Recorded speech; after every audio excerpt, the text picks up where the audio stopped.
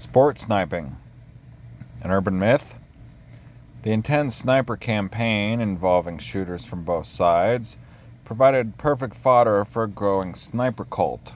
The good shooters quickly acquired a reputation and became larger than life. Rumors about these deadly, incredibly accurate shootists spread like hot shrapnel throughout the city.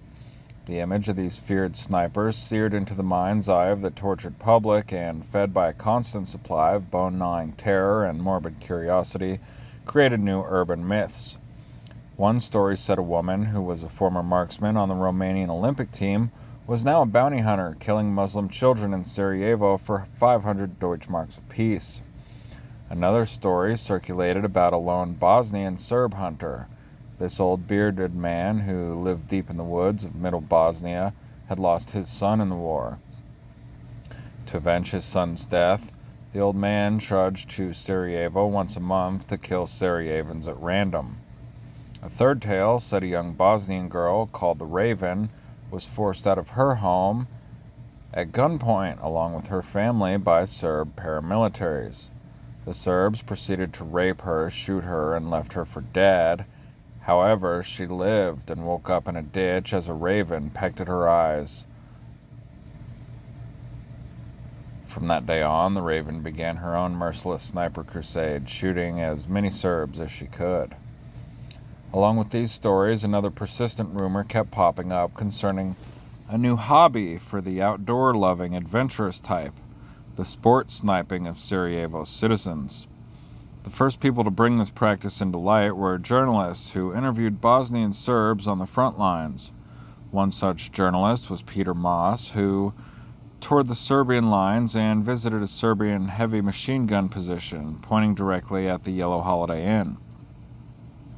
During his conversations with the Serbs manning the machine gun, the soldiers asked Moss if he wanted to fire off a few rounds at the hotel. Moss declined the invitation. But was this offer an isolated incident? Would other people get an invitation to kill Sarajevans? Would the next person, free from any legal repercussion whatsoever, decline the same tempting offer to kill? Or would they feel the adrenaline course through their body and make the decision to play God and take a life just because they could? Moss was not alone in this experience. Another reporter recounted a similar story where a journalist visited a Bosnian Serb sniper position one night on the front lines to get a story. While the journalist was at this position, the Serbian sniper spotted two unsuspecting people down below in the city and asked the journalist who he should shoot, the one on the left or the one on the right. The journalist responded, with admirable moral strength, it was not his decision to make. This journalist was not going to play God. The sniper then proceeded to shoot both people.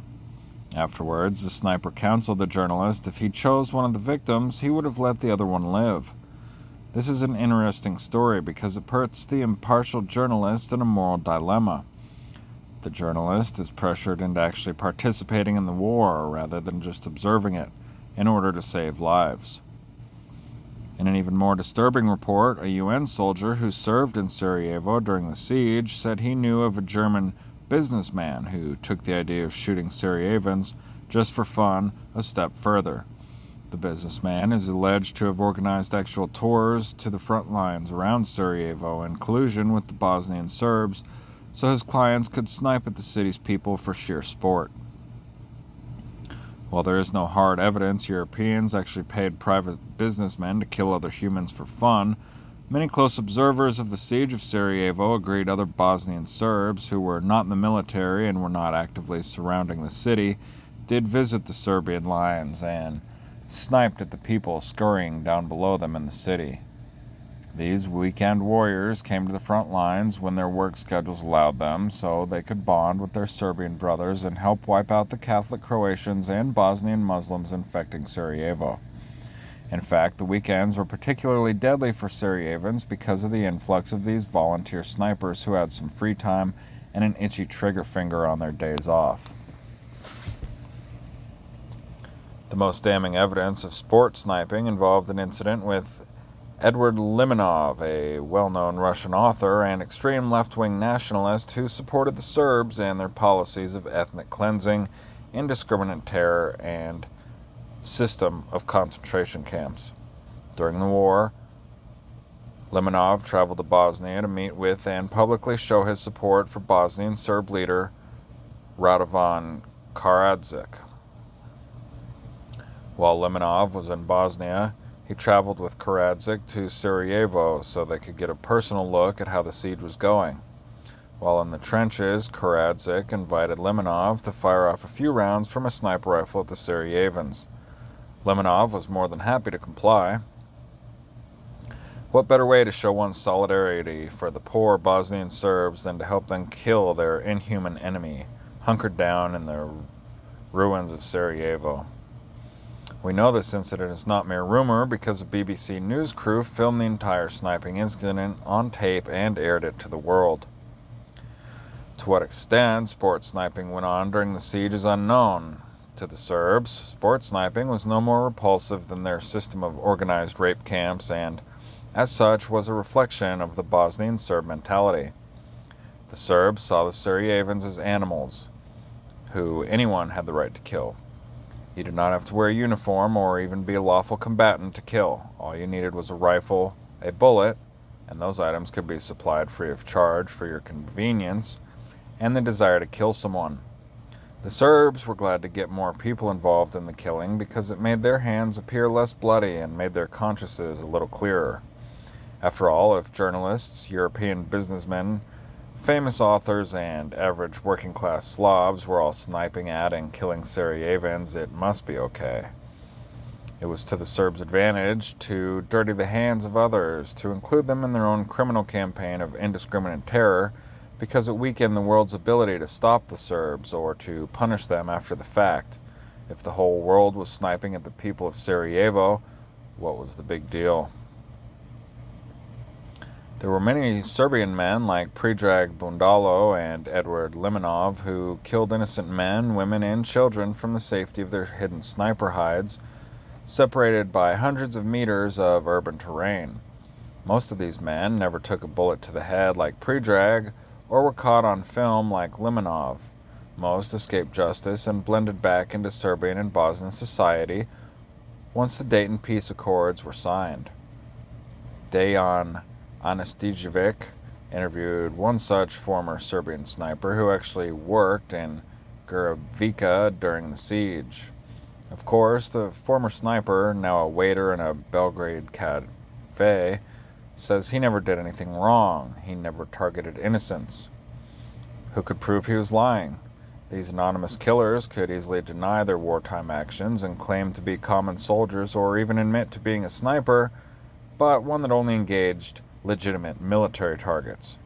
This denial of reality worked for the faceless men pulling the triggers, but not for their leaders who ordered the deliberate, coordinated sniper campaign against Sarajevo's population.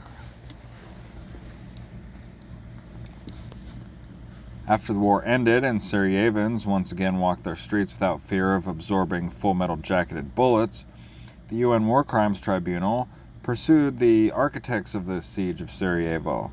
One of the commanders who fell under UN scrutiny was Major General Stanislav Galek, commander of the Sarajevo Romanija Corps, besieging Sarajevo from September 1992 until August 1994. Another war criminal was the subsequent commander of the Romanija Corps, Dragomir Milosevic, who commanded from August 1994 until the end of the war in late 1995. Even though Galek and Milosevic never pulled a trigger or killed an unarmed civilian with a sniper rifle, many of the men under their command did. According to the law of armed conflict, if they ordered their men to target civilians through a sniper campaign, they also committed a war crime. Furthermore, if they knew the men under their command were committing war crimes and then failed to stop them, they were again in breach of the law of armed conflict. While Galek and Milosevic denied any direct knowledge of the crimes committed under their command, Luis Arbor, the prosecutor for the International Criminal Tribunal for the former Yugoslavia, had more than enough evidence to the contrary. The tribunal charged Galek and Milosevic both with crimes against humanity. The specific charges concerning the sniper campaign were explicit. Between 10 September 1992 and 10 August 1994, Stanislav Galic, as commander of Bosnian Serb forces comprising or attached to the Sarajevo-Romanija Corps, conducted a coordinated and protracted campaign of sniper attacks upon the civilian population of Sarajevo, killing and wounding a large number of civilians of all ages and both sexes.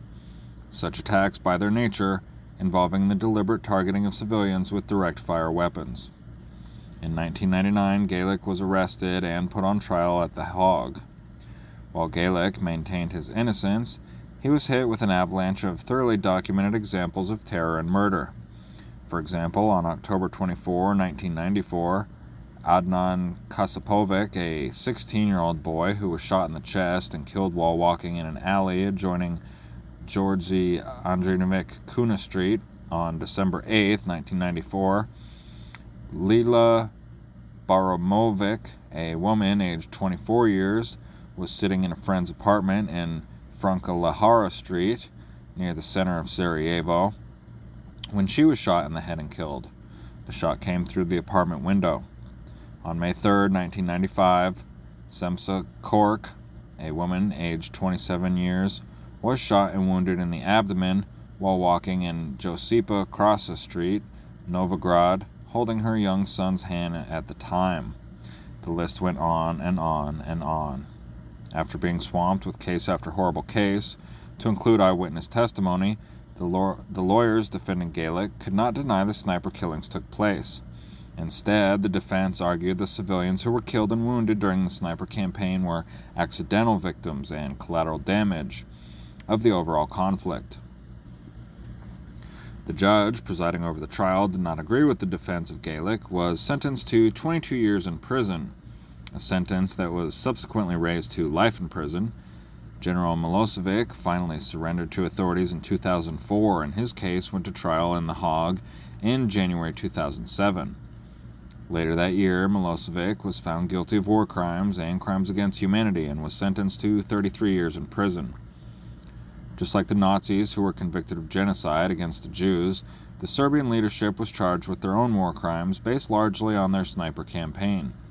The judgments handed down at The Hague were intended to signal to the world that such crimes directed against innocent people were unacceptable. Maybe, just maybe, these rulings against the slaughter of innocent civilians at the hands of willing snipers would prevent similar crimes in the future. The Bosnian sniper effort. The Bosnians trapped in Sarajevo, suffering a steady stream of losses under the Serbs' concerted sniper campaign, needed more than an eventual ruling at some distant UN court to stop the hemorrhaging. They too needed snipers to take out the Serbs' precision riflemen that ringed the city. Since the defending Bosnians did not have any professional snipers or established sniper school to send new students, they had to make do with what they had. As a result, the Bosnian Sniper Corps consisted of a hodgepodge of volunteers, both men and women, with varying skills and experience, if any, and an accompanying collage of sniper weapons. Bosnian government officials were quick to state they had only anti-sniper teams needed to fight the Serbs' own snipers. Truth be told, the Bosnians used snipers to pick off careless Serbian soldiers, to silence Serbian sniper teams, and even to spread terror among civilians living behind the Serbian lines. One of the early sniper volunteers was a Serbian woman who went by the nom de guerre Arrow. The daughter of a policeman, Arrow grew up around guns, eventually took up the sport of target shooting, and even had plans to try out for the Yugoslav national shooting team. After the war engulfed Sarajevo, Arrow was no longer shooting paper targets. She was on a dedicated Bosnian sniper team, hunting down Serbian snipers and eliminating enemy machine gun crews. For Arrow, her target shooting skills transferred easily to the urban battlefield, enabling her to rack up a list of kills with her scope-mounted bolt-action hunting rifle. According to other rumors, the Bosnians employed another female sniper who was previously on the Yugoslav Olympic rifle team. The UN commander of Sarajevo, General Mackenzie, seemed to confirm these rumors by telling reporters he too heard of a woman Olympic shooter who already scored 65 kills early on in the siege. Sniper documentary. While stories of female Olympic shooters grabbed the imagination of Sarajevians and foreign journalists alike, the reality was often something different. Fortunately, a look into the daily life of Bosnia's real-life snipers was provided by French journalist Philippe Buffon, who made a 25-minute documentary about a group of Bosnian government snipers fighting in Sarajevo. The snipers in the documentary are not fiercely beautiful women looking down the barrel of their expensive target rifles with eagle eyes. They are a group of average Bosnian Joes doing a dirty job and dangerous job. Appropriately enough, Buffon begins the film with himself dodging Serbian sniper fires. He runs from cover to cover until he safely reaches the 30-story parliament building housing a group of Bosnian snipers. It is interesting to note the Bosnian militia members that guide Buffon to the building carry weapons but are not wearing uniforms. If now convicted General Gaelic had this movie in his hands during his trial, he would without doubt have screamed, "Look how they carry weapons illegally with no uniforms. Every person that our sniper shot was like this. As soon as we shoot an armed Bosnian, they hide the weapon and claim they are an innocent civilian." Inside the bowels of the towering building is a sniper group of about 20 men. The snipers are armed with Yugoslavian M76 sniper rifles, which they captured from the Serbs during previous fighting. The Bosnians have sniper teams positioned in the upper floors of the building and rotate them out every 24 hours. Buffon arrives in time to go with one of the shift changes, which consists of a two-man sniper team. One sniper is in camouflaged uniform and carries an M76 with a scope and a suppressor. The other shooter, a young man named Goran, also has an M76 with a scope, but no suppressor. Goran is wearing a blue one-piece overall, like what a mechanic might wear. The two men take the still-working elevator to the upper floors to find a room to shoot from, like two businessmen going to their office to sell life insurance. From their sniper's perch, they have a commanding view of the Miljacka River and the Serb-held neighborhood of Grabovica. Goran is from Grabovica. Most likely he knows who Predrag Bondalo is, the Sarajevan Serb sniper. Predrag and Goran have dueled against each other for the past several months. Both grew up in the same neighborhood, one a Serb and one a Muslim, and both are snipers trying to kill each other. Another sad story in the city, torn apart by polarized factions. From the room overlooking Grabovica, Goran takes aim and fires 2 shots. After the last bullet flies down range, Goran and his partner quickly leave the room and go down to the nearby stairs and change levels to escape any possible Serbian counterattack. Goran is smart to vacate the immediate area because his sniper tradecraft is almost non-existent. All Goran does is walk in a room with a good view, aims his rifle for several seconds, fires a few shots out of a shattered window, and then moves to another position. Goran makes no effort to hide his muzzle blast and flash, and any alert Serbian counter-sniper team could have seen and heard Goran's gunshot with ease. 2 things probably save Goran as a sniper. First, the parliament building they operate in has dozens of floors and hundreds of rooms and windows to shoot from. Any one of these places in the enormous building could be used as a sniper hide. The sheer volume of possible firing locations alone makes it difficult for the Serbs to locate Goran's team because they are constantly changing positions. Goran's team shoots, moves, and then they are gone, harking somewhere else inside the hulking building. Second, the Serbian counter-sniper teams are probably as unskilled as the Bosnian snipers. The Serbs know the Bosnians have been using the parliament building ever since the start of the war as a sniper post. However, Goran and his partners are able to fire multiple shots in broad daylight and get away with it. Goran may not be a very skilled sniper, but he does not have to be. He is on par with his Serbian foe. After this first episode, Goran and his partner go to another location. This time, Goran's partner with the suppressed rifle takes aim and fires several shots. However, Goran's partner positions himself deep in the room, so he is hidden by the shadows, behind the office's desks and window blinds. When Goran's partner makes his shots, even an alert Serbian counter-sniper team would be unable to determine his location. After this operation, Buffon films one more scene of other Bosnian snipers shooting from a bombed-out apartment building in the western suburb of Dobrinja, near the airport. These shooters also show very little knowledge of sniper tradecraft. Clearly, they are untrained men and women who have been given a sniper rifle and told to go kill Serbs. In their minds, all you have to do is poke a rifle out through a hole in a wall, pull the trigger, then move to a new location somewhere in the ruins of the huge building and do it again. Overall, the Bosnian snipers in the film are untrained in even the most rudimentary urban sniping tradecraft. They know enough to shoot and move because their comrades before them have been shot up by the Serbs before by not moving after shooting. Their understanding of sniper warfare is based entirely on personal experience.